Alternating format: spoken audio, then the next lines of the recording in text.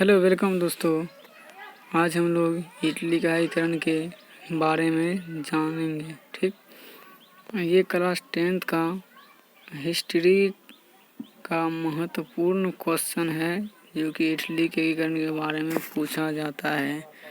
ठीक, तो चलिए हम इटली के एकीकरण के बारे में पढ़ते हैं। पहले हम इटली के बारे में जानेंगे, तब उसका एकीकरण करने में कौन कौन योगदान दिया उसके बारे में जानेंगे।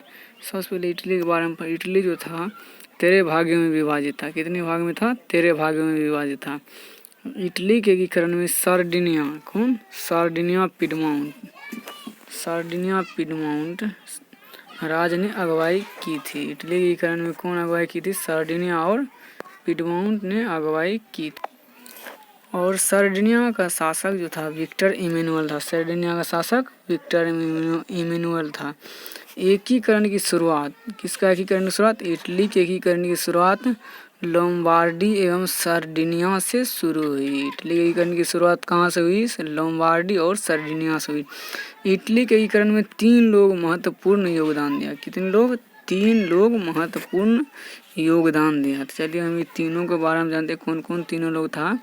ये तीनों लोग कौन कौन था? एक था मेजनी, दूसरा काउंट काबूर और तीसरा गिरिबाल्डी, जो कि ये तीनों ने महत्वपूर्ण योगदान दिया किसका एकीकरण करने में? इटली का एकीकरण करने में। ठीक, तो चलिए हम लोग बढ़ते हैं। सबसे पहले मेजनी के बारे में जानेंगे। मेजनी ये एक साहित्यकार था जो कि गणतांत्रिक विचारों का समर्थक था। किस विचारों का समर्थक था? तो गणतांत्रिक विचारों का समर्थक था। और ये साहित्यकार भी था, जो कि एक योग्य सेनापति भी था। इटली का एकीकरण का जनक कहा जाता है। मेजनी को इटली का एकीकरण का जनक कहा जाता है। इसका कथन था यदि समाज में क्रांति लानी है तो क्रांति का नेतृत्व युवाओं के हाथ में दे दो। इसका कथन क्या था? अगर समाज में क्रांति लानी है तो क्रांति का नेतृत्व युवाओं के हाथ में दे दो। किसका कथन था? मेजनी का। और मेजनी ने क्या किया? 1831 में यंग इटली का स्थापना किया और 1834 में यंग यूरोप का स्थापना किया था। 1831 में यंग इटली का स्थापना और 1834 में यंग यूरोप का स्थापना किया। कौन? मेजनी ने। और यह एक कार्बोनरी का सदस्य था। कार्बोनरी एक दल था। ठीक, क्या था? दल था। कार्बोनरी का उद्देश्य जो था, उसका उद्देश्य था छापामार युद्ध द्वारा राजतंत्र को समाप्त कर गणराज्य को स्थापित करना। क्या उद्देश्य था?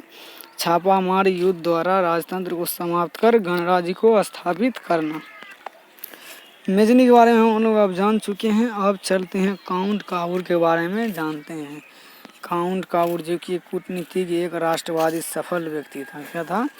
काउंट काबूर एक कूटनीतिज्ञ एवं राष्ट्रवादी था। ठीक, इसने क्या किया? इसका मानना था इटली के एकीकरण में सबसे बड़ा ऑस्ट्रिया था। यह क्या मानता था? कि इटली के एकीकरण में सबसे बड़ा बाधा है ऑस्ट्रिया। कौन बाधा था? ऑस्ट्रिया। इसने क्या किया? ऑस्ट्रिया को हराने के लिए फ्रांस से दोस्ती कर ली। किससे? फ्रांस से दोस्ती कर ली। इसने क्या किया? ऑस्ट्रिया को हराने के लिए फ्रांस से दोस्ती कर ली। ठीक, और इसी के बाद एक युद्ध होता है, क्रीमिया का युद्ध। कब होता है? 1853 और 54 में होता है। ठीक, ये बाधा किसको मानता था? तो ऑस्ट्रिया को मानता था। बाद से ऑस्ट्रिया को हराने के लिए फ्रांस से दोस्ती कर लिया। ठीक, और इसने काबूल ने किया क्या? इस युद्ध में इस काबूल ने फ्रांस की ओर से युद्ध में सम्मिलित होने की घोषणा कर दी। ठीक, बिना बुलाए फ्रांस ने क्या किया? युद्ध में सम्मिलित होने की घोषणा कर दी। कौन? काबूल।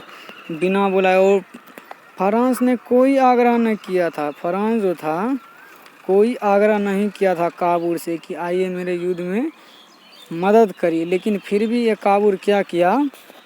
जो फ्रांस क्रीमिया का युद्ध हो रहा था उसमें फ्रांस की ओर से लड़ने की घोषणा कर दी। ठीक, जिसका प्रत्यक्ष लाभ, जिसका डायरेक्ट लाभ मिल गया था किसको? काबूल को मिल गया। ठीक, प्रत्यक्ष लाभ।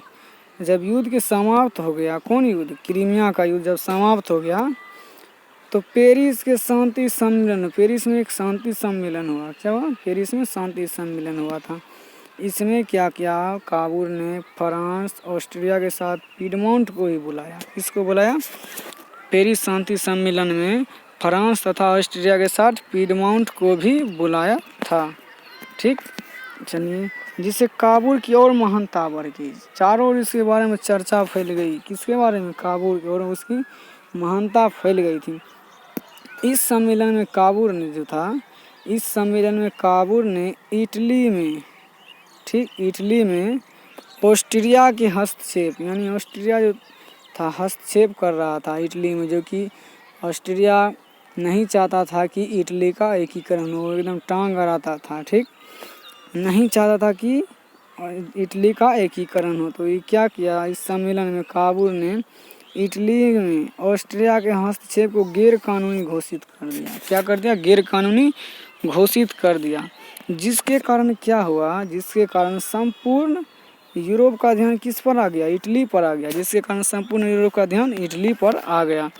इस प्रकार काबुल ने कूटनीति के बल पर संपूर्ण यूरोप की समस्या बना दिया। संपूर्ण यूरोप की समस्या, इटली को क्या किया, काबुल ने अपनी कूटनीति के बल पर संपूर्ण यूरोप का समस्या बना दिया। समझ चुके हैं? अब हम लोग गेरिबाल्डी के बारे में पढ़ते हैं। गेरिबाल्डी क्या था? गेरिबाल्डी ने क्या योगदान दिया इटली के एकीकरण में? ठीक, गेरिबाल्डी जो था एक सीधा साधा किसान था, जो कि पैसे से एक नाविक व्यक्ति था। इन्होंने अपनी सेना के नाम लाल कुर्ती का गठन किया था। अपनी सेना के नाम पर क्या चीज़ का गठन किया? लाल कुर्ती नामक सेना का गठन किया था। ठीक, समझ गए? अब हम देखते हैं इटली को जो है, गेरिबाल्डी को जो है इटली के एकीकरण का तलवार कहा जाता है। क्या कहा जाता है? गेरिबाल्डी को इटली का एकीकरण का तलवार कहा जाता है, लेकिन मेजनी को इटली का एकीकरण का जनक कहा जाता है। समझ चुके होंगे आप लोग, जनक किसको कहा जाता है और तलवार किसको कहा जाता है। क्योंकि गेरिबाल्डी जो था, गेरिबाल्डी ने सशस्त्र क्रांति के द्वारा, किसके द्वारा? शस्त्र के द्वारा, जो इसके बाद हथियार था, शस्त्र था, इसके द्वारा दक्षिणी इटली के प्रांत को एकीकरण कर गणराज स्थापित करने का प्रयास किया। कौन प्रयास किया? गेरिबाल्डी ने दक्षिणी इटली के प्रांत का एकीकरण कर वहाँ गणतंत्र स्थापित करने का प्रयास किया। गेरिबाल्डी जब दक्षिणी अभियान किया तो काबुल ने भी इसका समर्थन किया। जब ये दक्षिणी प्रांत पर ही एकीकरण करके वहाँ गणतंत्र स्थापित करने का प्रयास किया सशस्त्र के द्वारा, तो उसका समर्थन कौन किया? काबुल ने भी किया था। ठीक, अब देखो, यही जो था गेरिबाल्डी जो था 1862 में इसने क्या किया? रोम पर आक्रमण करने का योजना बनाई। ठीक, तब काबुल जो था, कौन? काबुल ने गेरिबाल्डी के इस अभियान का क्या किया? विरोध किया। काबुल ने जब 1862 में क्या, गेरिबाल्डी ने जब 1862 में रोम पर आक्रमण करने की योजना बनाई, तब काबुल ने क्या किया? गेरिबाल्डी की इस अभियान का विरोध किया। और विरोध करते हुए इसने क्या किया? रोम की रक्षा के लिए पीडमोंट की सेना भेज दी।